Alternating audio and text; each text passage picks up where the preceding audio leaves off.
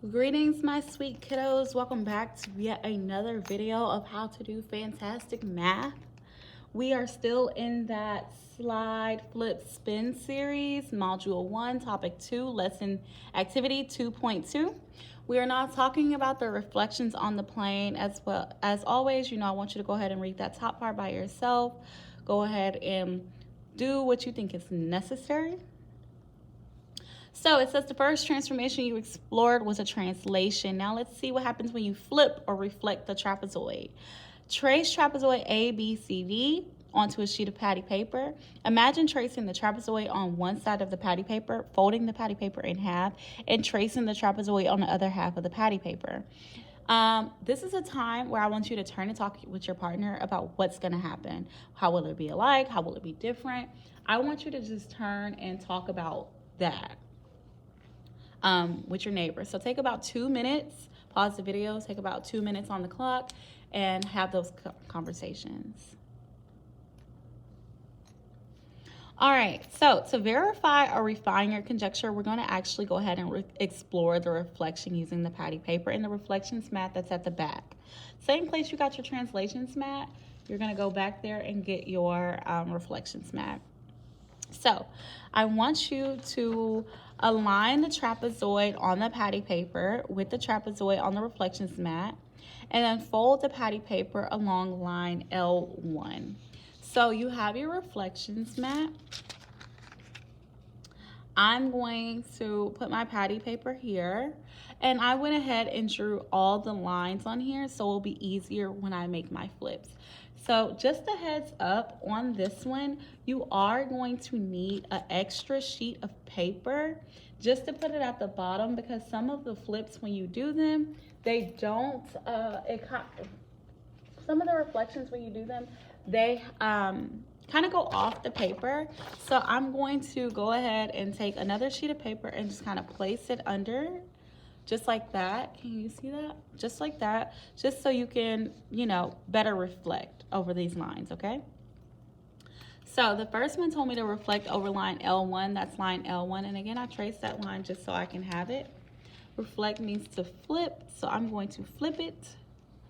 And then I'm going to go ahead and record that location. When I'm recording that location, I want to remember to write down my vertices. That way, later on, when it's asking me certain things about my vertices, I will know how to answer them. C and D, okay? So again, just going over that, highlighting that a little bit more. I would typically use a straight edge. I think you should be using a straight edge. But for sake of time, I'm just going to go ahead and draw those lines out a little bit deeper for us. Make sure, oh, that's not the right way. Make sure that, oh, sorry, you guys can't see what I was doing. I'm so sorry about that. Make sure that I am keeping those vertices labeled. Yes. All right. So the next thing it tells us to do, well, it tells us to label the vertices. Anyways, compare the pre-image and the image that you created. What do you notice about the measures of the corresponding angles in the pre-image and the image? So looking at it, those angles still look the same. They still have the same measure. So I'm going to say the corresponding angles have the same measure. Or I'm a shorthanded. Well, no, I'm not, because I already started writing. Angles have the same measure.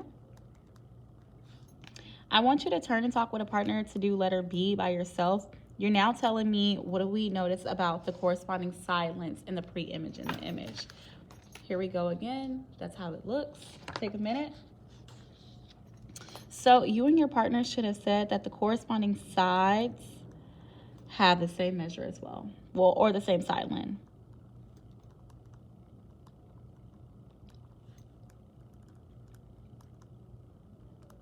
Okay. Just like the last one, it's asking us, sorry, let me flip the page over. It's asking us Oh, this is the wrong page. I'm so sorry, y'all. I was so confused. It's asking us, what do you notice about the relationship of A prime B prime to C prime D prime? I want you to take a minute to look at that and think about it. So we should have came up with A prime B prime is parallel to C prime D prime. And how does it relate to the corresponding sides of the preimage? Well, because AB is also parallel to CD, right? Is the image congruent to the pre-image? I want you to turn and talk with your partner for 30 seconds to figure this question out.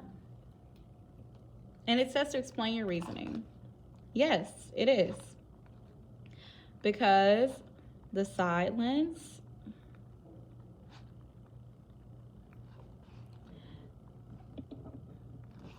and angle measures are the same.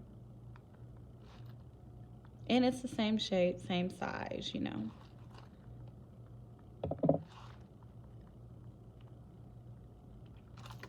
So I want you to draw segments connecting corresponding vertices of the pre-image and image.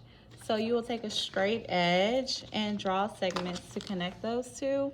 I'm just gonna use my pencil to draw that, and I'm gonna use a different color as well. So I have my A, and I'm not gonna do all of them. I'm just showing you how to do it for sake of time. That's how it's going to look. I'm gonna do B for you as well, just so you can be like, but how do I go across like the same way? So I would like for you and your partner to do C and D. Okay, that's how it should look, guys. It says repeat the reflection investigation using trapezoid A, B, C, D, folding along line L2, and record your observations. So this is where it comes into play, where I said you are going to need an extra sheet of paper, because it is going to kind of flip off of the paper a little bit. So just get your extra sheet of paper ready. Go ahead and line up your trapezoid with your original. And this is why I say it helps to see that line. So I'm gonna go ahead and just flip it over that line. And my cheating right here, me drawing that line, shows me where I can, you know, flip it at. So I'm going to go over here. Sorry for that, guys.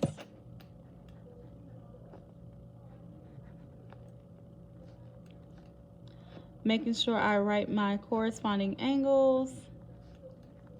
And then I'm going to go ahead and make it how it should be, going over those indentations. Again, you should be using a straight edge. Labeling my vertices. Right? So now we have that there, okay? It says to also repeat it with the trapezoid A, B, C, D, and folding a line L3. So I'm going to leave that up to you to do, but remember to start here, and then you're flipping over line L3. Okay?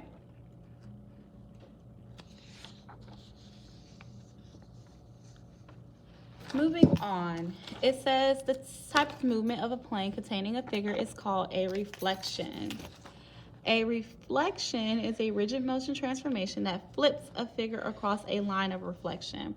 A line of reflection is a line that acts as a mirror so that corresponding points are the same distance from the line.